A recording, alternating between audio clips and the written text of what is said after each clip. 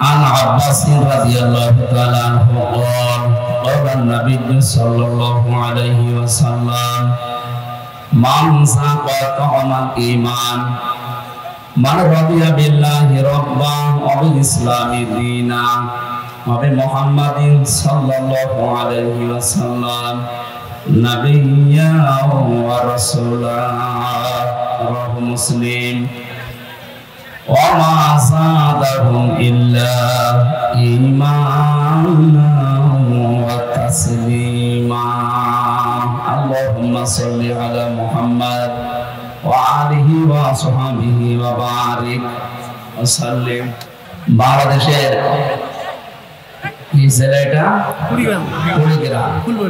কুড়িগ্রাম জেলার ফুলবাড়ি থানার অন্তর্গত মহরটারি হাফিজিয়া মাদ্রাসা কর্তৃক আয়োজিত তাফসীরুল কোরআন মাহফিলের স্বনামধন্য সভাপতি, মাহফিলের প্রধান অতিথি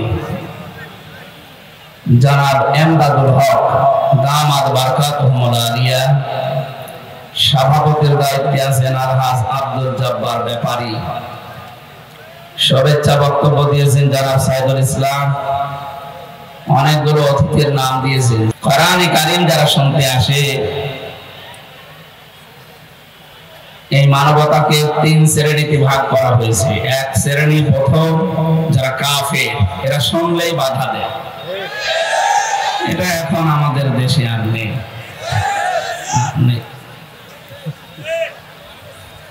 ১৫০০ বছর আগে আবু জেহেল বাধা দিয়েছিল সরাসরি। সেই সময় ছিল IMA জাহিলিয়াতের যুগ। ১৫০০ বছর পর ২০২৪ সালের ৫ আগস্টের আগ পর্যন্ত এদেশে বাধা দিয়েছে ইনডাইরেক্ট। ১৪ জায়গায় পারমিশনের ব্যবস্থা করেছিল, সরাসরি বলে না যে কোরআন চলবে না, কোরআন যেন না চলে সেই ব্যবস্থা তারা গোপন ভাবে এমন তৈরি করা করেছিল যে ১৪ জায়গায় কেউ অনুমতি নিতে যাবেও না, কোরআনে কারীম শোনার ব্যবস্থা করবেও না।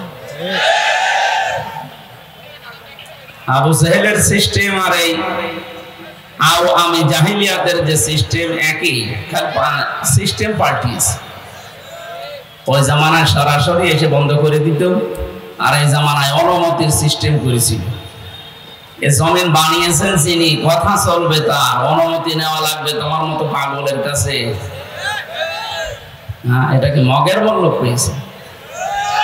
তারপরও এটা যদি সিঙ্গাপুর হতো আমরা মেনে নিতাম। ৯৬% মুসলমান এখানে, আর সিঙ্গাপুরে ৯৬% অন্য জাতির, ৫% মাত্র হয়তো ৪-৫% মুসলমান বাস করে। কিছুদিন আগে আমি ওখানে ছিলাম। তারপরও ওখানে কোরআনের কথা বলতে গেলে আমাদের যে ১৪ জায়গায় অনুমতি নেওয়া লাগতো, এই সিস্টেম না। এমনিতে আপনি লোকাল প্রশাসন যারা আছে তাদেরকে জানাবেন যেন বিশৃঙ্খলা না হয়, কিন্তু আমাদেরটা বিশৃঙ্খলার জন্য না, এরা এমন কায়দা করেছিল যেন কোরআন প্রচার না হয়।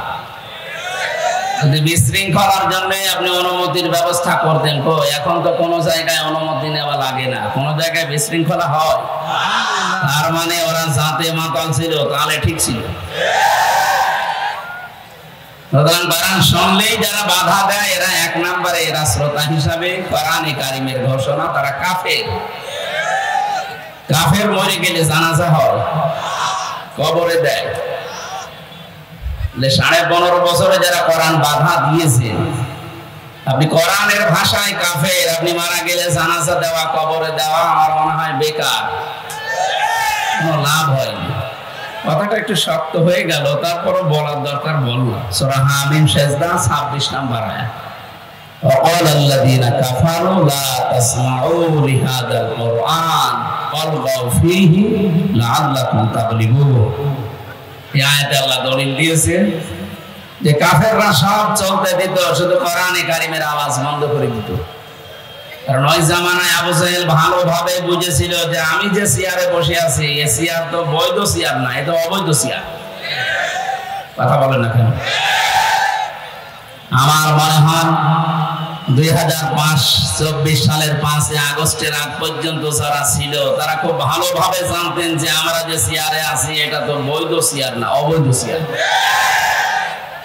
যদিও আপনি সারা পৃথিবীর মানুষকে ধোঁকা দিয়ে বোকা বানিয়ে এটা জানাচ্ছিলেন যে আমরা বৈধ ছিলাম, এখনো পর্যন্ত বিদেশি বাবুদের কাছে কথা ছড়ানো হচ্ছে যে আমরা নির্বাচিত ছিলাম, আমাদেরকে উৎখাত করা হয়েছে। এটা দাহা মিথ্যা কথা। নির্বাচিত হওয়া লাগে যে পদ্ধতিতে, তার নাম নির্বাচন। তার নাম কি? এই 15.5 বছরে দেশে নির্বাচন হয়েছে। যদি কুকুরকেও জিজ্ঞাসা করেন, কুকুরও বলবে না, হয়নি।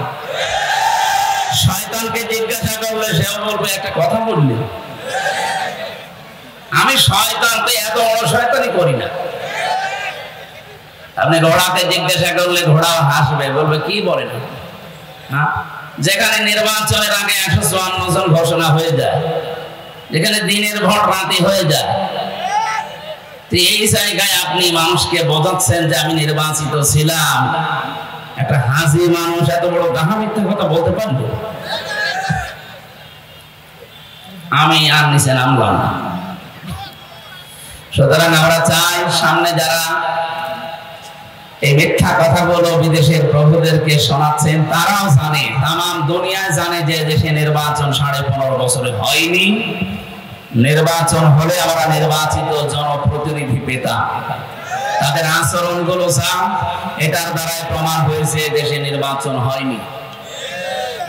সুতরাং কোরআনে কারীম শুনলে যারা আমরা বাধা দেই, কোরআনের ভাষা অনুযায়ী তারা কাফের, এখানে ওই শ্রোতা নেই না, এখানে নেই। এখন দ্বিতীয় নম্বরে কোরআনে কারীম শুনতে আসে, বিশ্বাস করে, এ কথাও জানে যে হামজা যা বলবে ও বাবার কথা বলবে না, কোরআন থেকেই বলবে।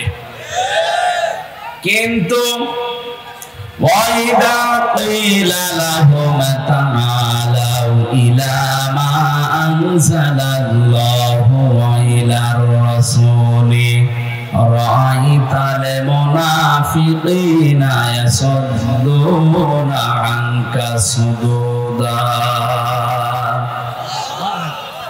সূরা নিসার 61 নম্বর আয়াতে আল্লাহ জানিয়েছেন, নবী আপনি যখন বলবেন আসো আল্লাহর বিধানের দিকে, আসো রাসূলের আদর্শের দিকে আসো, নবী আপনি নিজেই দেখতে পাবেন রাআইতাল মুনাফিকিনা ইয়াসুদ্দুনা আনকা সুদুদা।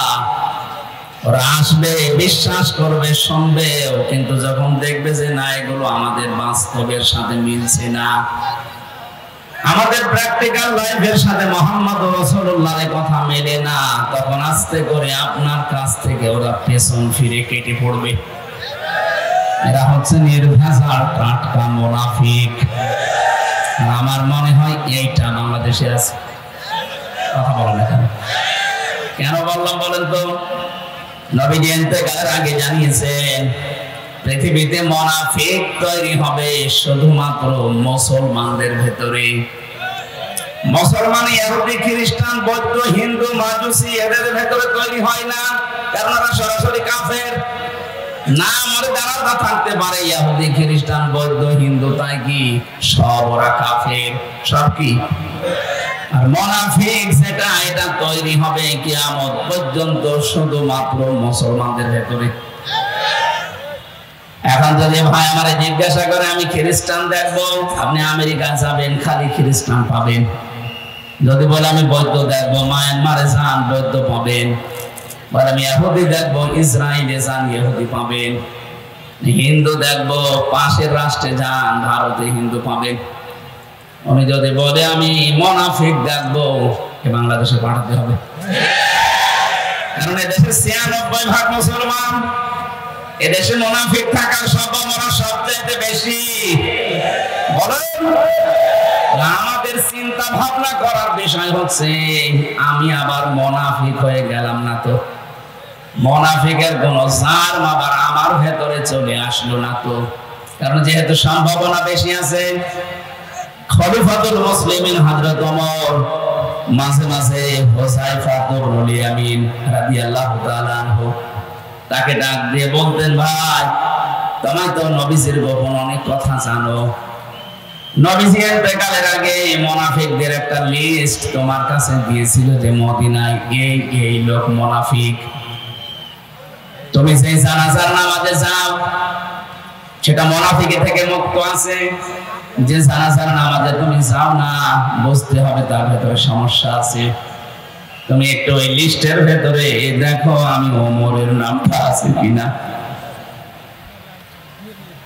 হযরত হুযায়ফা ডাক দিয়ে বলেন, খলিফা কি বলেন আপনি? আপনার নাম লিস্টের ভেতরে মুনাফিকের খাতায় থাকবে মানে? হযরত ওমর বলে, হুযায়ফা নবী ছাড়া কারো ঈমান নিরাপদ না। কে কখন বেঈমান হয়ে যায়, মুনাফিক হয়ে যায় বলা যায় না। তুমি এখন দেখো আমার নামটা যদি থাকে, এখনো তাওবার দরজা বন্ধ হয়ে যায়নি, এখনো সময় আছে, আমি এখনো পর্যন্ত তওবা করে অন্তত ভালো হওয়ার সুযোগ আছে। আকাশের তারকা দেখতে পান রাতের বেলা। নবীজি বলেন কেউ যদি তারকা গণনা করে, একদিন হয়তো তারকা শেষ করে ফেলবে গণনা করতে করতে। কিন্তু হযরত ওমর সে মুসলমান হওয়ার পরে নেকির কাছে আঞ্জাম দিয়েছে। কোন মানুষ যদি ওমরের নেকি গণনা করে জীবনেও শেষ করতে পারবে না। কোন পর্যায়ে ছিলেন তিনি? গ্রামবাসী এই হাদিসটা শোনার পরে চিন্তা ভাবনা করা দরকার, তার পর্যায় কোন জায়গায় ছিল আর আমি আছি কোন জায়গায়। জান্নাতের গ্যারান্টি যারা দুনিয়াতে পেয়েছে তার ভেতরে তিনি 2 নম্বরে। কোন রাস্তা দিয়ে হেঁটে গেলে শয়তান পর্যন্ত 40 দিনের রাস্তায় ছিল না ভয়ে। কি ছিলেন বলেন তো তিনি? কিয়ামতের ভয় তার ভেতরে এমন ভাবে বদ্ধমূল হয়েছিল, তার জীবনীতে পেয়েছি।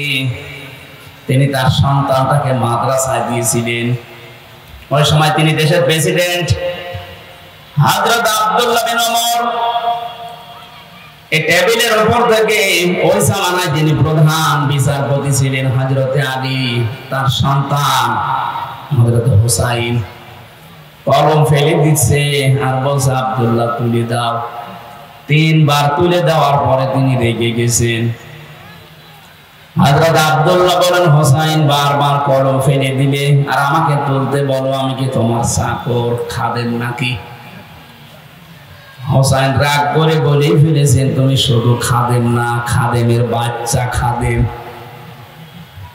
সাধারণ জেনারেল মানুষকে বললে সে রেগে যান, আর ওই সময় প্রেসিডেন্টের ছেলে বাড়িতে এসে বলছে, আব্বা আমি আর মাদ্রাসায় যাব না, আমার ক্লাসমেট হুসাইন আমাকে গালি দিয়েছে, আমাকে না তোমাকে ছোট করেছে আমার ছাত্রদের সামনে। তুমি যদি বিচার না করো তাহলে আমি মাদ্রাসায় পড়া বন্ধ করে দিলাম।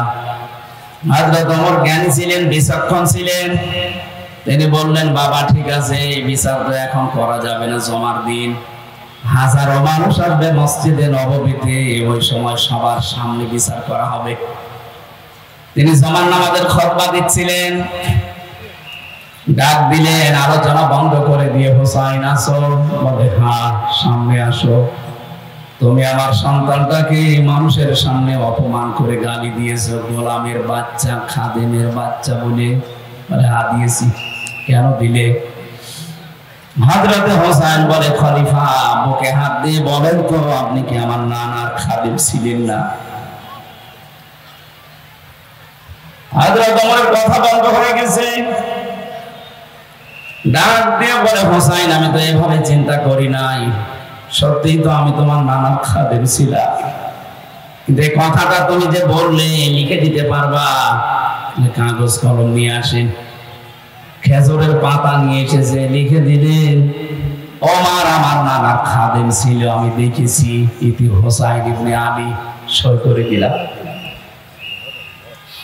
কাগজটা হাতে নিয়ে চমা খেলেন, ডাক দিয়ে বললেন, নবীর সাহাবীরা বিচার হয়ে গেছে।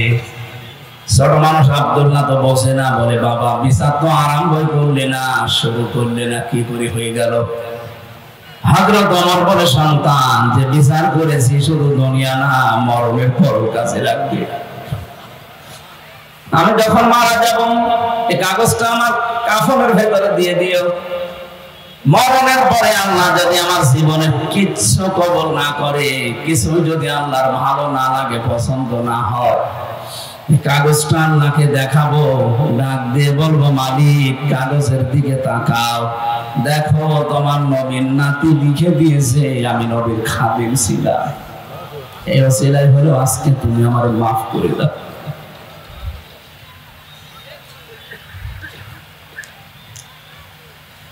কি বলছিলাম বলেন তো? মুনাফিকের জাত যেহেতু মুসলমানদের ভেতরে তৈরি হয় পাওয়া যায়, কি চিন্তা ছিল তার, এই পর্যায়ের মানুষ তারা।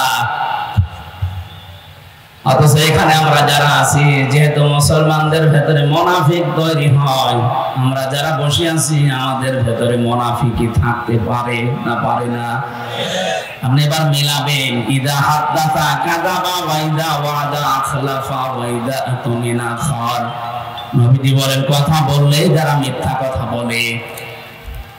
এই যে সারা বিশ্বের মোড়লদের কাছে আজ আপনি হাসি মানুষ হয়ে ছড়াচ্ছেন যে আমি নির্বাচিত ছিলাম, আমাকে উৎখাত করা হয়েছে, এটা ডাহা মিথ্যা কথা কিনা বলেন তো? আপনি নিজের কথায় তো নিজে মুনাফিক হয়ে যাচ্ছেন। অন্তত এই মিথ্যা কথা মরণের আগে বলেন না। ওয়াদা করলেই মানুষ খেলাফ করে। কি ওয়াদা করেছিলেন 15 বছরে? ক্ষমতা যাওয়ার আগেই বলতেন ক্ষমতা যদি আল্লাহ আমাদেরকে দেয় আমরা মদিনার সনদে দেশ চালাবো। দেশ আপনি চালিয়েছেন মদিনার সনদে না, মোদির সনদে। একটু পাল্টিয়ে ফেলেছে। কোথায় মদিনার সনদ আর কোথায় মোদির সনদ? আকাশ পাতাল পার্থক্য। এই পৃথিবীতে 6 জন মানুষ হত্যাকারী তালিকায় আছে, তার ভেতরে মোদি একজন। আপনি ইন্টারনেট খোলেন দেখবেন 6 জনের তালিকায় ওর নাম আছে। আপনি আর সনদ খুঁজে পেলেন না। মদিনার সনদ যদি নাও নিতেন আফগানিস্তানের সনদ নিতে পারতেন। আপনি এমন মানুষের সনদ নিয়েছেন মোদির সনদ, তার মতো নিজেও গণহত্যাকারী হিসাবে স্বীকৃতি পেয়ে গেছেন। 165টা মামলা তার বিরুদ্ধে। এখন আমার তো মনে হচ্ছে আমি 2টা মামলায় 3 বছর বিনা কারণে জেলে ছিলাম। ওনার 165টা মামলা, যদি এক মামলায় 1.5 বছর করেও জেল হয়, কব্বরে চলে যাওয়া লাগবে। জেলে দেখেছিলাম অনেকের মামলা, জিজ্ঞাসা করতাম ভাই কয়টা মামলা দিয়েছে? বিএনপির এক নেতা পেয়েছিলাম ওই বড়গোনার, বলছে বেশি না 313টা। মকিন গাজী এডক্টর সাথে একদিন দেখা হলো, বললাম ভাই কয় বছর জেল দিয়েছে? 160 বছর। 160 বছর আপনি বের হবেন? এখনো আশা করে যে হ্যাঁ বের হবে। এই যে লোকটা মারা গেল শাহজাহান জল্লাদ, 30 বছর পরে বের হয়েছিল। ওনার প্রথম দিন আমার দেখা, কারাগারের প্রথমেই বললাম ভাইকে, বলে আমি সেই শাহজাহান জল্লাদ। ওরে বাবা, কয় বছর জেল আপনার? 130 বছর। কয় বছর আছেন? ওই সময় বলছিল 27 বছর। 3 বছর পরে বের, 30 বছর। একটা মানুষের 130 বছর, 160 বছর জেল। আমার তো মনে হচ্ছে গণহত্যার সাথে যারা জড়িত আন্তর্জাতিক অপরাধ ট্রাইব্যুনাল অলরেডি গঠন হয়ে গেছে। যেটা ছিল ওইটাই নবায়ন করে এখন কাজ চালানো হচ্ছে। এক একটা মামলায় যদি ফাঁসি নাও হয় 1.5 বছর করে তো জেল হবে। আমার মতো কথা বলছেন এখন 165টা মামলায় কত হতে পারে বলেন তো? যা বয়স, কব্বরে যে আবার উঠবে, আবার জেলে যাবে, আবার উঠবে। ওয়াদা দিয়ে ঠিক রাখেননি, আমানত রাখলেই খেয়ানত করে। কি করেছেন বলেন? এদেশটা এখন কত ঋণের বোঝা বহন করছে। বিশ্বনবী যেদিন নবুয়ত, ভালো করে শুনবেন, নবী যেদিন নবুয়ত পাওয়ার পরে আসলেন, খাদিজাকে বলেছিলেন জাম্মিলুনি জাম্মিলুনি ইয়া খাদিজা, আমারে ঢেকে দাও, আমি ভয় পেয়েছি, আমি আমার জীবনের উপরে আশঙ্কা করছি। হযরতে খাদিজা ওই দিন 5টা কথা নবীজিকে বলেছিলেন। দ্বিতীয় নম্বরের কথা ছিল, হে নবী আপনি ভয় পান কেন? কোনো ভয় নেই, ইন্নাকা লা তাসিলুর রাহিমা, আপনি তো আত্মীয়তার সম্পর্ক ঠিক রাখেন। যাদের সাথে আত্মীয়তার সম্পর্ক আছে, রক্তের সম্পর্ক আছে, এগুলো আপনি ঠিক রাখেন, এগুলো আপনি কাট করেন না। তা আপনি ভয় পান কেন? পৃথিবীতে যারা মানুষের সম্পর্ক ঠিক রাখবে তাদের কোনো ভয় নেই। হাদিস দ্বারা বোঝা যায় যারা পালিয়ে যাচ্ছে, পালিয়ে গেছে, এই মানুষগুলোর আত্মীয়তার সম্পর্ক, রক্তের সম্পর্ক ঠিক ছিল না। এই জন্যই তো এত ভয় তাদের উপরে। ভয় পেয়ে পালিয়ে গিয়েছেন এই কারণে যে আপনার আত্মীয়তার সম্পর্কগুলো আপনি ঠিক রাখেননি। যদি ঠিক রাখতেন তাহলে পালিয়ে যেতেন না। আপনাদের রংপুর বিভাগের যেহেতু পুত্রবধূ, আপনারা হয়তো তার দেবর হন না শ্বশুর হন, কি অন্তত এই সম্পর্কটাও ঠিক রাখলো না, পালিয়ে চলে গেল। এখন দেবর গুলো, শ্বশুর গুলো সব এতিম হয়ে গেছে। আমি আর নামলাম না। 2 নাম্বারটা বলার জন্য আমি বলছিলাম খুব কড়া কথা এটা। আতাহমিলুল কাল্লা, খাদিজাতুল কুবরা ডাক দিয়ে বলেন, স্বামী আমার আবুল কাসেম, ভয় পান কেন? কোনো ভয় নেই, কারণ আপনি মানুষের বোঝা বহন করেন। মানুষের বোঝা আপনি হালকা করে দেন, সে কষ্টের বোঝা হোক, দুঃখের বোঝা হোক, ঋণের বোঝা হোক। যারা মানুষের বোঝা হালকা করে, মানুষের বোঝা বহন করে, তাদের ভেতর থেকে ভয়, এটা আমার আল্লাহ নিজে দূর করে দেয়। কোনো ভয় নেই। তাহলে হাদিস দ্বারা বোঝা যাচ্ছে আপনি মানুষকে যে বোঝাগুলো দিয়ে গেলেন, আপনার বিবেকে কি বলে? কোটি কোটি টাকা মারিং কাটিং করে বাইরের দেশে পাচার করেছেন, কেউ ছেলের নামে, কেউ মেয়ের নামে, কেউ বুবুর নামে, কেউ দলীয় নামে। এদেশে এখন এত ঋণ, কেউ যদি জন্ম নেয় তার মাথার উপরে 1 লাখ টাকার ঋণ। এই যে বিশাল বোঝা দিয়ে গেলেন, সব জায়গায় বড় বোঝা। 2780 জন মানুষ এখনো পর্যন্ত হাসপাতালের বেডে কাতরাচ্ছে। তাদের কারো পা নেই, হাত নেই, চোখ নেই, অন্ডকোষ নেই। তারা এখন তার পরিবারের জন্য, সমাজের জন্য, এই দেশের জন্য বিশাল একটা বোঝা। এই বোঝা যিনি দিয়ে গেলেন, আপনি তো যাবেনই। কয়েকদিন আগে যদি যেতেন তাহলে এই বিশাল বোঝা এই দেশের মানুষের উপরে আসতো না।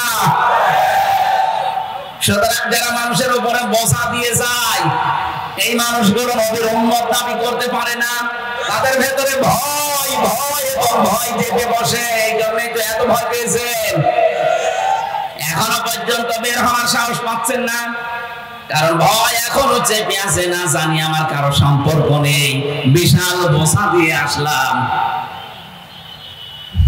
চরিত্রের বোঝা বহন করার মতো যোগ্যতা আমাদের নেই।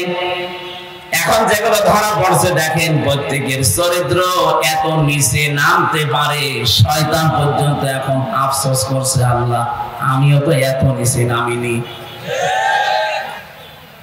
মুরব্বী মানুষ, 65 বছর, 70-80 বছর বয়স, ওর নাকি রাত 2টা পর্যন্ত শরীর টিপতে লাগতো নারীদেরকে। বলেন নাউজুবিল্লাহ।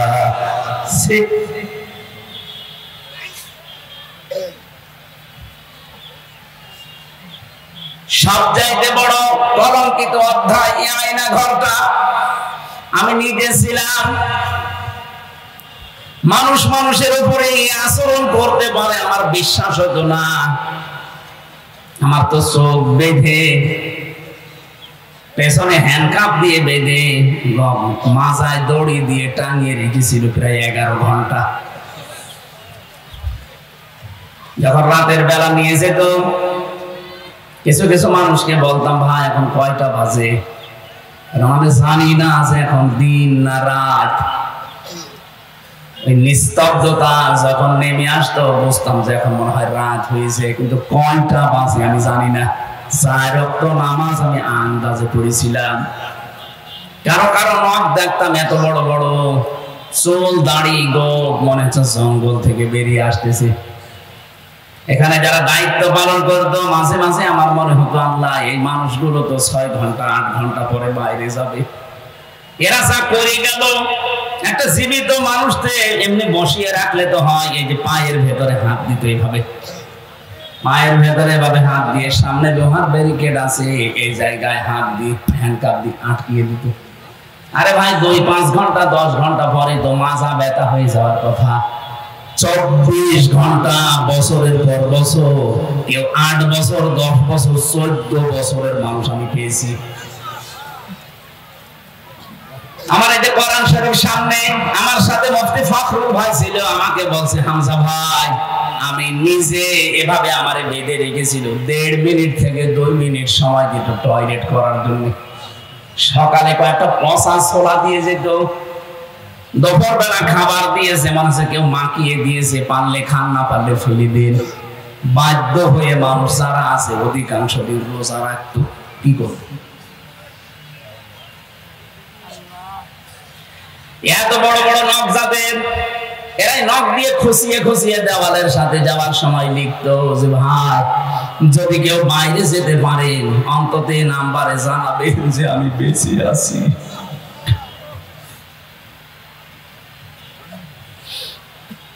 এখনো পর্যন্ত অনেকে জালেমের সাফাই দেয় যে কি করেছি মানে আপনি কি করবেন? আর পৃথিবীর ইতিহাস পাল্টিয়ে দিয়েছেন। আমি তো মাত্র কয়েকদিনে আমার এই পিঠের মাজার ভেতরে এমন একটা ব্যথা, আজ পর্যন্ত এই 3 বছরও ভালো হয়নি। শরীর এখনো স্বাভাবিক না। সেদিন রংপুরে আমার এই সাইডটা প্রায় মিনি স্ট্রোক হয়ে গিয়েছিল। ডায়াবেটিস এত বেশি হয়ে গেছে 3 বছর জেলে থাকার কারণে।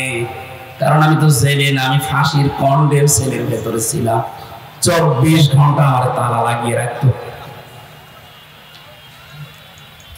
কি করেছিলাম বলেন তো? আমি আপনার মেয়ের দিকে তাকিয়েছি কোনদিন? আর আপনার যে মেয়ে কি তাকানোর মতো?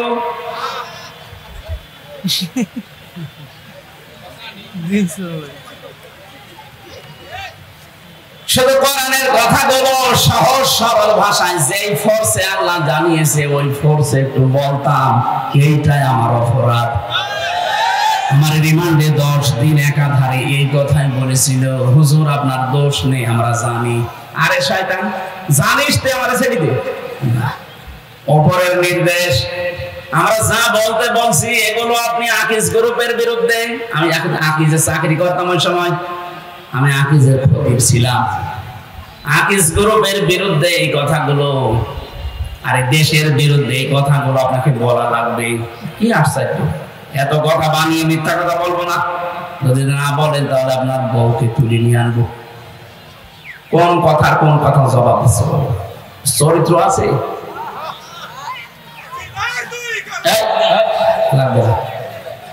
এমনি বাড়ি খাস, আমার বাড়ি দেওয়ার দরকার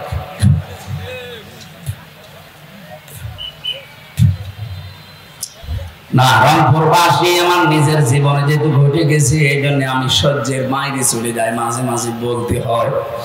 অনেকে পর্যন্ত দেখি এখনো বলে কি হয়েছে এত যে ওনার দেশ থেকে চলে যাওয়া লাগলো। আরে ভাই আপনি তো টের পাননি? আপনারা যদি এরকম 5 দিন রাখা আছে তো তখন টের পেতেন যে কি হয়েছে।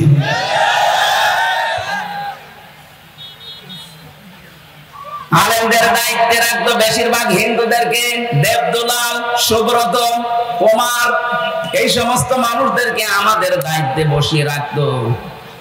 ও তো এমনি আল্লাহ রাসূল বিশ্বাস করে না, ওর কাছে আলেম আর জালেম সব সমান। যদি কোনো মুসলমান দিত তারপরও তো কিছু সুখে দুঃখের কথা বলতে পারতাম। এদিকে 3.5 হাত, এদিকে 1.5 হাত, এতটুকু একটা ঘরের ভেতরে 24 ঘন্টা যদি তালাবদ্ধ করে রাখে মানুষ এমনি মরে যাবে। তারপরও পাহারাদার গুলো যদি একটু ভালো হয় তাদের আচরণ, মুসলমান হলে তো কয়েকটা ভালো পেতাম। এই 3 বছরের ভেতর মাত্র কয়েকটা মুসলমান পেয়েছি, বাকি সব হিন্দু। ওদেরকে আরো শিখিয়ে দিত যে ইমামুল হক, আমির হামজা, সাখাওয়াত হোসেন রাজি, জামাত ইসলামের যিনি আমির এখন ডাক্তার শফিকুর রহমান, জামাতের সেক্রেটারি জেনারেল যিনি মিয়া গোলাম ফরওয়ার্ড, এদের সাথে এমন আচরণ করবা বাইরে যেয়ে যেন সব ভুলে যায়। আমরা কি কোরআন পড়েছি আল্লাহকে ভুলে যাওয়ার জন্য? না রে, 3 বছর না, সারাটা জীবনও যদি কবরের ভেতরে থাকার লাগে, কোরআনে কারিমে যা পড়েছি কোনোদিন ভোলার কথা না। আমরা তো দুনিয়াদার না আপনার মতো। আর তো পেলেই ভুলে যাব। কোরআনে যা পড়েছি 100 ভাগ বিশ্বাস করে পড়েছি। এই জন্য কোরআনে কারিমও আমাদেরকে ঠিক ওইভাবে পথ দেখিয়েছে। আজকের আলোচনাটা আমি ওইভাবে আলোচনা সাজিয়েছি। আল্লাহ যেন আমাকে সরল ভাবে বোঝানোর তৌফিক দেন, বলেন আমিন। দ্বিতীয় নম্বরের শ্রোতা পেলাম মুনাফিক। আসে শুনতে, বিশ্বাস করে, কিন্তু যখন দেখে যে ওদের সাথে মিলছে না কথাগুলো, আস্তে করে কেটে পড়ে। বিভিন্ন জেলাতে এখন এই কথা মানুষ বলছে, হুজুর যা বলেন সব আমার বিরুদ্ধে যায়। কি ওয়াজ করেন? কি করবো? আমি কি আয়াত বানাবো? আপনার পক্ষে যাওয়ার মতো তো কোনো আয়াত নেই। আপনার বউ চলে বেপরদায়, কথা বলেন না কেন? আপনি টাকা ছেড়ে রাখেন, টাকা আসে না। এই এলাকায় এগুলো শুরু হয়নি। আসে মানে 180 মাইল থেকে চলছে। 1000 টাকা ছেড়ে দেয়, 1 মাস পরে 1100 করে টাকা পায়। এটা মায়ের সাথে জেনা করার গুনাহ হচ্ছে।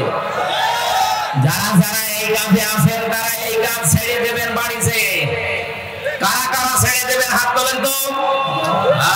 আমি জানি আছে দাঁড়িয়ে না মানুষ নেই, নাও চলবেন না। আমি লজ্জা করে না? আপনি না খেয়ে মরে যাবে। এরপর যদি এই টাকা তুলতে যান আপনি। এলাকায় এটা আছে আমি জানতাম না। আমি আসার পর একটা টাচ পেয়েছিলাম যে টাকা ছেড়ে রাখে অনেকে, মাসে মাসে টাকা আসে। আমার কুষ্টিয়ার বড় বাজারে একজন বসে দেখছি জিকির করছে। বললাম ভাই কি করেন? জিকির করছে। জিকির করেন সব সময় তো খালি বসে থাকতে দেখি, কাজ নেই আপনার? না কাজ নেই মানে শহরে থাকতে হলে টাকা লাগে। কুষ্টিয়ার মতো এত বড় একটা শহরে আপনি বাস করেন, টাকা পান কোথায়? আমার ব্যবসা আছে। কি? বাবার জমি ছিল, এটা বিক্রি করে ব্যাংকে রেখে দিয়েছি, ওখান থেকে লাভ আসে, ওইটা তুলি খাই আর আমি আল্লাহ আল্লাহ করি। সুদ বলবেন না, ইন্টারেস্ট। ইন্টারেস্ট হোক আর সুদ হোক, জিনিসের কি কবিরা গুনাহ হবে? বস আপনি জোরে কথা বলেন না, আমি জানি কবিরা গুনাহ হয়। এই জন্য টাকা আমার নামে না, টাকা আমার বোন নামে। গোনা যদি হয় বোন নামে, এরপরেও যদি আল্লাহ গোনা দিয়ে দেয়, এই যে জিকির করি, এই জিকিরের সওয়াব আর এই গোনা কাটাকাটি, মাঝখানে জান্নাতে যাবো ফাও। কি ধান্দায় আছে দেখেছেন? এইরকম ধান্দায় যারা আছেন তারাই হাত তুলেছিলেন। মনে করছেন আমি নামাজ পড়ি, রোজা রাখি, দান সদকা করি, আর এই মাসে মাসে একটু তুলি, তাতে কি কাটাকাটি হয়ে যাবে? না, মায়ের সাথে জেনা করার গুনাহ হচ্ছে আপনার আমলনামায়। কিসের নামাজ, কিসের রোজা আপনার? আমি আশা করছি এই মুহূর্তে বাড়িতে এটা ছেড়ে দেবেন। দেবেন তো? অনেকে টাকা এই যে জমি জায়গা নিয়ে ব্যবসা করছে। আমি এই ভাইয়ের কাছে, এমদাদ ভাই না, ওনাকে আমি 1 বিঘা জমি দিলাম, 1 লক্ষ টাকা নিলাম। যতদিন জমি জায়গা করে খাবো টাকা ফেরত দেওয়া লাগবে না। এই সিস্টেম আছে এলাকায়? কি এটার নাম কি? বন্ধকি। না, এটা জেনা করার গুনাহ হচ্ছে, হবে না। এটা কারা করছেন আপনি না জেনে করছেন আমি জানি, হাত বলেন তো।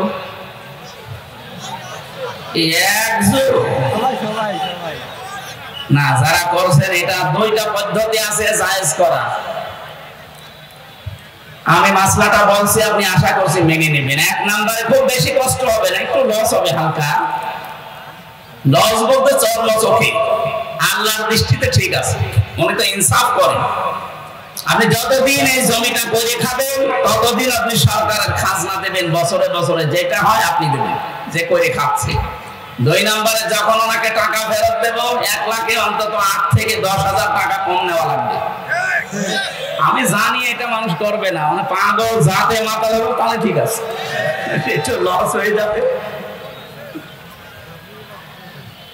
আর একটা পদ্ধতি আছে, এই যে 1 বিঘা জমি দিয়ে দেয়, প্রত্যেক বছরে 10,000 করে টাকা নেয়। 1 বিঘা জমিতে 1 বছরে 10,000 টাকা উপায় করা অত কঠিন বিষয় না। এই এলাকার খবর আমি জানি না, আমি একটা মাসলা বললাম, এই নিয়মটা জায়েজ আছে। আর 3 নাম্বার হচ্ছে খাই খালাসি, খেয়ে দিয়ে শোধ। টাকা দেবেন, জমি নেবেন, আর জমি টাকা ফেরত দেওয়া লাগবে না, খেয়ে দিয়ে শোধ। এই সিস্টেম আমার মনে হয় বাংলাদেশে নেই, এটা নেই। এটা লস হয়ে যায় বলে মানুষ করতে চায় না। আরে ভাই, কিসের লস আপনার? এই জমি জায়গাও তো আপনার না, এগুলো সব কার? এই বিশ্বাস যতদিন আপনার ভেতরে পয়দা না হবে ততদিন দুনিয়ার মহব্বত হবে না। বারবার আল্লাহ এটাই স্মরণ করিয়েছে, লিল্লাহি মা ফিস সামাওয়াতি ওয়া মা ফিল আরদ। আসমান জমিনের একচ্ছত্র মালিকানা, আসল মালিক কে? আমার কাছে আছে, এটা আমানত। এটা কি আমানত? ভাই এখন আমি নিজের জিনিস মনে করি, এই কারণে গুনাহগুলো আমরা ছাড়তে পারছি না। তারপর আমি বিশ্বাস করি যারা অন্তত মুসল্লি, যারা নামাজ কালাম পড়ে, তারা এটা ছেড়ে দেবে। অন্য জাতির কথা আমরা বাদ দিলাম, ছেড়ে দেবেন না? 3 নম্বরে কোরআন শুনতে আসে তারা, যে মানুষগুলো বিশ্বাস করে আল্লাহর কোরআন কিতাব, বিশ্বাস করার পরে শুনলেই তাদের ঈমান বেড়ে যায়। সূরা আনফাল 2 নম্বর আয়াতে আছে, ইন্নামাল মুমিনুনা আল্লাযীনা ইযা যুকিরাল্লাহু ওয়াজিলাত কুলুবুহুম ইযা তুলিয়াত আলাইহিম আয়াতুহু যাদাতুহুম ঈমানা ওয়া আলা রাব্বিহিম ইয়াতাওয়াক্কালুন। আল্লাহর দৃষ্টিতে, কার দৃষ্টি? বলেন বলেন। আল্লাহর দৃষ্টিতে সত্যিকারের মুমিন তো তারা, যে মানুষগুলো আল্লাহর নাম উচ্চারণ করলে কম্পন সৃষ্টি হয় তাদের হৃদয়ে, ভয়ে তারা আটকে ওঠে, আল্লাহর বিধানের কথা স্মরণ করিয়ে দিলে তারা ভয় পায়। আল্লাহর কথাগুলো যখন তাদের সামনে তেলাওয়াত করা হয়, মানুষগুলোর ঈমান আরো বেড়ে যায়। আর বাড়ি যাওয়ার সময় তারা সিদ্ধান্ত নিয়ে যায়, আল্লাহ ছাড়া কারো উপরে ভরসা করব না। 3 প্রকার শ্রোতার নাম বলছিলাম, এই 3 নাম্বারটা আমরা হতে চাই। আমরা প্রথম টাইমে যারা কাফের, দ্বিতীয় টাইমে যারা মুনাফিক, 3 নাম্বারটা হতে চাই যারা আল্লাহর দৃষ্টিতে মুমিন। আল্লাহ কবুল করেন, বলেন আমিন। কোরআনে কারিমে ছোট্ট একটা আয়াত পড়েছি, আল্লাহ পাক বলেন সূরা মারিজের ভেতরে, ইল্লাল মুসাল্লিন, শুধুমাত্র মুসল্লি বাদ দিয়ে। কি মুসল্লি বাদ দিয়ে? কি এই আয়াতের আগে আল্লাহ মানুষের 3টা দর্শনীয় গুণ, নিন্দনীয় গুণ বর্ণনা করেছেন। আমরা যারা মানুষ মতো বাচ্চা এখানে বিবেচিত হয়ে বসে আছি, দাঁড়িয়ে আছি, দেখেন তো আমাদের ভেতরে এই গুণ আছে কিনা। সূরা মারিজের 19, 20, 21 নম্বর আয়াত, ইন্নাল ইনসানা খুলিকা হালুমা। আজকে জুমার নামাজের 2য় রাকাতে আয়াতগুলো আমি তেলাওয়াতকৃত আয়াত পড়েছিলাম। আমি মনে করেছি অধিকাংশ মানুষ পেছনে বোঝে নাই, এই জন্য ব্যাখ্যা করছি। হয়তো আলেম যারা তারা বুঝতে পারে, বাকিগুলো বোঝেননি। এখানে গুরুত্বপূর্ণ কিছু তথ্য আল্লাহ জানিয়েছেন। আমি কোরআনের ভেতরে সবচাইতে আশ্চর্য হয়েছে ইল্লাল মুসাল্লিন এই শব্দের ব্যাখ্যাটা পড়ে, যে আল্লাহ কি বলতে চায় আর আমরা আছি কোথায়। আল্লাহ পাক বলেন, অবশ্যই আমি মানুষকে বানিয়েছি হালুয়া। হালুয়া মানে এটা কিছুক্ষণ আগে খেয়ে আসলাম ওইটা, হ্যাঁ? হালুয়া মানে অস্থির। মানুষকে আমি বানিয়েছি অস্থির করে, এজন্য এক জায়গায় রাখলে মানুষ থাকতে পারে না। মানুষ বদ্ধ জায়গায় থাকতে চায় না। মানুষকে বানিয়েছি আমি অস্থির করে, সব সময় মানুষ ব্যস্ত, অস্থিরতা ওর ভেতরে কাজ করতে আছে। ইদা মাসাহু শাররু জাজুআ, মানুষকে যখন অকল্যাণ, কোন দুঃখ, বেদনা, কষ্ট এগুলো যখন ঘিরে ধরে, মানুষ তখন হতাশ হয়ে যায়, হায় হতাশ করে, তখন নিরাশ হয়ে পড়ে। কি হলো কি হলো? এই গুণগুলো আমাদের ভেতরে আছে না নেই?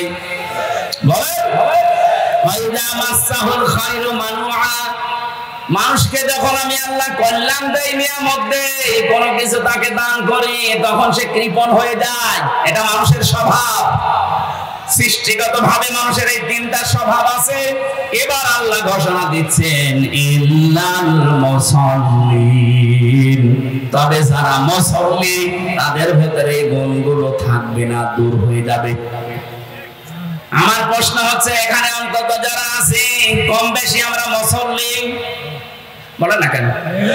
5 ওয়াক্ত নামাজ না পড়লে অন্তত জুমার নামাজ পড়ি, বলেন। জমা না পড়লে অনেকে ঈদের নামাজ পড়ে, ঈদের নামাজ না পড়লো বাবা মরে গেলে জানাজা তো পড়ে না। এদেরকে আল্লাহ পাক মুসল্লি বলেন। এর পরের আয়াতে আল্লাহ জবাব দিয়েছেন, আল্লাযীনা হুম আলা সালাতিহিম দাঈমুন। এ পর্যন্ত আজকে নামাজের তিলাওয়াত ছিল আমার। আল্লাহ পাক বলেন আমার দৃষ্টিতে মুসল্লি তারা যারা নামাজে নিয়মিত। তাহলে আজকে থেকে আমার সিদ্ধান্ত নেওয়া লাগবে, উপরে বর্ণিত ওই গুণগুলো থেকে আমি যদি মুক্ত হতে চাই আমাকে আল্লাহর দৃষ্টিতে মুসল্লি হওয়া লাগবে। আর মুসল্লি তারা যারা নিয়মিত নামাজি। এখানে বহু মানুষ আছে অনিয়মিত না, আপনাকে আজকে থেকে নিয়মিত নামাজি হওয়া লাগবে। কোন মানুষ যদি আল্লাহর ফরজ সেজদা ছেড়ে দেয়, আল্লাহ পাক বলেন ওর দায়িত্ব আমি আল্লাহ ছেড়ে দেই। আপনি টের পেয়েছেন কি বললাম? আপনি 24 ঘন্টা আল্লাহর আন্ডারে আছেন। আপনাকে চলাফেরা করাতে পর্যন্ত আল্লাহর ফেরেশতারা কাজ করছে, সাহায্য করছে। আল্লাহ যদি বলে যা তোর দায়িত্ব আমি ছেড়ে দিলাম, এর রক্তের ভেতরে 5 প্রকার ক্যান্সার হয়। একটা প্রকার যদি লেগে যায় 14 বংশ বিক্রি করে ঔষধের পয়সা হবে না।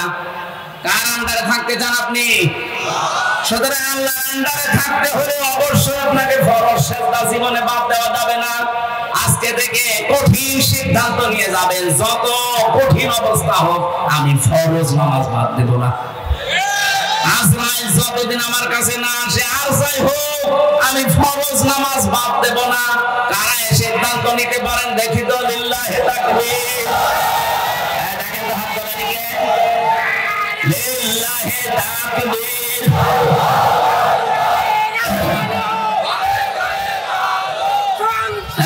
ঠিক আছে, আমার বোঝানো হয়ে গেছে আলহামদুলিল্লাহ। এখানে 12টা গুণ দিয়েছেন আল্লাহ মুসল্লিদের, তারা নিয়মিত নামাজ পড়বে। আয়াত থেকে আমি ইবনে কাসিরের ব্যাখ্যা পেয়েছি, এখানে ভালো করে শুনবেন। এখানে কোনো কথা বললে আমি চিন্তা ভাবনা করি, অথেন্টিক তথ্য 100 ভাগ নিশ্চিত না হয়ে বলবো না। যেগুলো বলি কোরআন হাদিসের রেফারেন্স দিয়ে হেদায়েতমূলক কথা বলার চেষ্টা চালাবো ইনশাআল্লাহ। 2 নম্বরের বিষয় হচ্ছে আমার নাম নিয়ে জেল থেকে বের হওয়ার পর থেকে আরম্ভ হয়েছে, এখনো থামেনি একটা চক্র। এটা 018 এর পরে শেষে 16 এই নাম্বার দিয়ে বাংলাদেশের বিভিন্ন প্রান্ত থেকে ও বলে আমি আমির হামজা বলছি, হুজুরের ডেট খালি আছে, আপনারা টাকা পাঠান, ডেট দিচ্ছি। এটা আমি ওপেন জানাচ্ছি, আমার দাওয়াত নিতে হলে আমাকে সরাসরি বাড়িতে যাবেন অথবা দেখবেন। উনি ভিডিও একটা কাটিং করেছে, কম্পিউটারের মাধ্যমে এডিটিং করে পেছনে সেট করে বলছে এই দেখেন হুজুরের সাথে কথা বলে। আমার মুখ নড়ায় আর কিভাবে কি সিস্টেম করে মানুষকে শোনায়। এটা একটা চক্র আছে। আমি এটা থানাতে দিয়েছিলাম, এর নামে আমি ডায়েরিও করেছি। ওনারা বলছে হ্যাঁ পাওয়া গেছে, এর বাড়ি হচ্ছে কুমিল্লা জেলার মুরাদনগর, এর নাম নয়ন দাস, এটা হিন্দু মানুষ। কিছু মুসলমানদের সাথে মিল করে আমার নামে এই টাকাগুলো বাংলাদেশের 5,000, 10,000, 20,000 করে খাইতে আছে, আজকেও খেয়েছে। সেদিন খুলনাতে অধ্যাপক মিয়া গোলাম পরোয়ারের কাছে 50,000 টাকা খেয়েছে। ওই দিন ওনার মাহফিল আমার, আমি কুষ্টিয়া থেকে বের হওয়ার সময় বললাম স্যার আমি বের হচ্ছি, অথচ ওই শয়তান কিভাবে কায়দা কৌশল করে ভিডিওটা ওনাকে দেখিয়ে বলছে দেখেন হুজুর টাকা চাচ্ছে, টাকা দিন। উনি মনে করছে কি আশ্চর্য, আমির হামজা আমার কাছে 50,000 টাকা চাবে। ও আবার বলছে যে টাকা যদি না দেন আমি ঘুরে গেলাম, আমি আসলাম না। ও ভয়তে টাকা দিয়ে পরে আমি যখন এসে পৌঁছালাম বলছে টাকা পেয়েছেন, কিসের টাকা? যেটা আপনি কথা বললেন তো আপনার সাথে তো আমি সেই বের হওয়ার সময় কথা বলেছি অডিও কলে। না আপনি ভিডিও কথা বললেন। এই চক্রটা এখনো কাজ করছে, আজকেও কুড়িগ্রাম থেকে টাকা নিয়েছে। সাবধান করছি সারা বাংলাদেশে এটা যাতে রেকর্ড হচ্ছে প্রচার করে দেবেন। এই চক্র যেন আর একটা টাকা কারো কাছে খেতে না পারে। আমার দাওয়াত নেওয়ার সময় চায় না পয়সাও কাউকে দেওয়া লাগবে না, যদি কেউ টাকা চায় ওটা বেঁধে রাখবেন, ওরে পিটিয়ে আমি নিজে ওই জায়গায় আদা মারা করে ফেলবো। এটা আমার দায়িত্ব, কোরআন প্রচার করা এটা আমার দায়িত্ব। আসার পরে যা করবেন ওটা আপনার দায়িত্ব। আমি 1 লাখ 2 লাখ 50,000 না হলে আসবো না। কোন হুজুর বলিস এটা? যারা এগুলো করছে ওরা দুনিয়াদার, ওরা ব্যবসায়ী। আমি ব্যবসা করার জন্য দুনিয়াদার হয়ে আমি আখিরাত বিক্রি করার জন্য আসি না। আমি আর কয় বছরে নাই বাঁচবো, এখন আমার 33 বছর বয়স, খুব বেশি হলেও না 50 বছর, এরপরে তো আমার মাটির নিচে যাওয়া লাগবে। এই সম্পদ গুলো রেখে আমি করবোই কি? আমার তো ছেলে নেই, মেয়ে আছে 3টা, যা করবো কামাই, সব খাবে জামাই। ওই লোকের ছেলের জন্য আমি জাহান্নামে যাব? জীবনও না, আমার যা হয় ওই যথেষ্ট।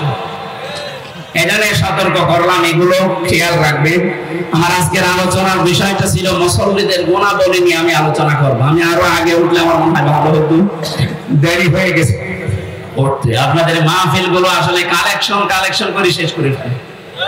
এত মানুষ আসে দূর দূরান্ত থেকে কথা শোনার জন্য, না এখানে টাকা দেন আগের থেকে এগুলো তুলে নিতে পারবেন না। মাহফিল যারা দেবেন আগের থেকে 1-1.5 মাস আগে সব তুলে নেবেন। মাহফিলের দিন যেন খালি বক্তাকে 1-1.5 ঘন্টা কথা বলার জন্য দেবেন, যারা তাফসীর করতে পারে।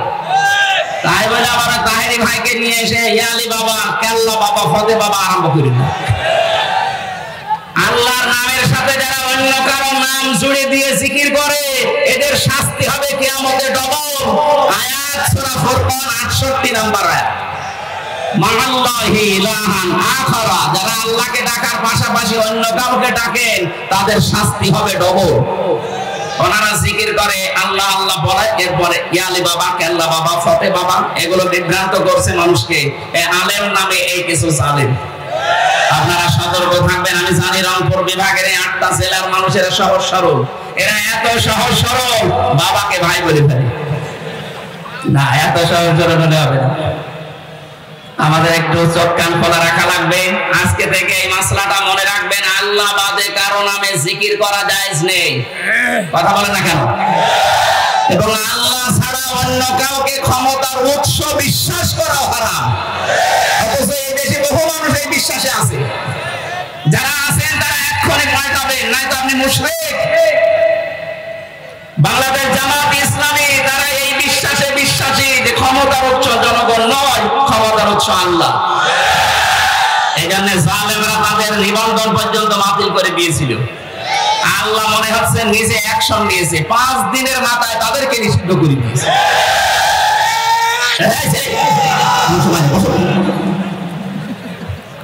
কথা বোঝা গেছে না যায়নি?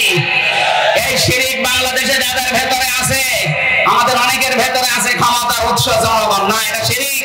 কারণ আল্লাহ যেটা পারে ওইটা অন্য কেউ পারে, বিশ্বাস করার নাম শিরিক। আর শিরিক যারা করে তারা মুশরিক। আর মুশরিক ছিল আবু জেহেল। আপনি আবু জেহেলের সাথে কিয়ামতে উঠবেন? আপনি চান মুসলমান নাম নিয়ে মুশরিক হয়ে কিয়ামতে উঠতে? সুতরাং এরকম কোন দলে যদি থাকে, ওই দল আপনাকে পাল্টানো উচিত। ক্ষমতার উৎসকে এটা আমি বানালাম। সূরা বাকারার ভেতরে আছে 2 নম্বর পারা 4 নম্বর পৃষ্ঠা 3 নম্বর লাইনে আছে, আন্নাল কুওয়াতা লিল্লাহি জামিআ, সব ক্ষমতার উৎসকে আলা লাহুল খালকু ওয়াল আমরু। এই দুনিয়া বানিয়েছেন আল্লাহ, জমিনে আইনও চলবে আল্লাহ। আল্লাহর আইন বাদ দিয়ে অন্য কারো আইন যারা প্রতিষ্ঠার জন্য আন্দোলন করে, কোন মুসলমান ওই দলে থাকতে পারে না। এটা যদি রাজনীতি হয়, হ্যাঁ এটাই আমার রাজনীতি। আমি আল্লাহ ছাড়া কারো আইন মানি না, বিশ্বাসও করি না, কারণ প্রত্যেকের ভেতরে ভেজাল আছে। কথা বলেন না কেন?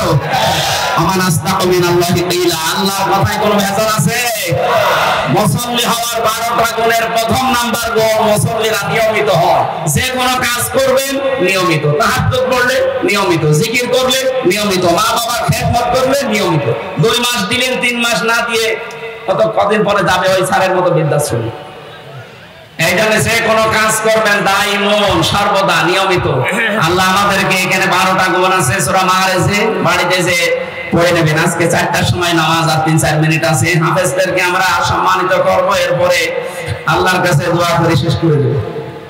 আগামীতে নিয়ে আসবে, আমার রাতের বেলা নিয়ে আসবেন, দিনের বেলা মাহফিল আমার হয় না, আমার ভালো লাগে না, মানুষের জ্ঞান জানে, আমার মাথা খারাপ হয়ে যায়। রাতের বেলা আসবেন। রাতে আজকে আছে কোন জায়গায় জানো? পাটগ্রামে আছে। রাতের বেলা আমি 9টার সময় উঠবো ইনশাআল্লাহ, 9টা 9:30টায় উঠবো।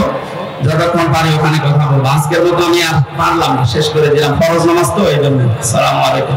এই আশপাশে মসজিদ থাকলে নামাজ পড়ে নেবেন, এখানে জামাত হবে। তাড়াতাড়ি করুন, তাড়াতাড়ি করুন।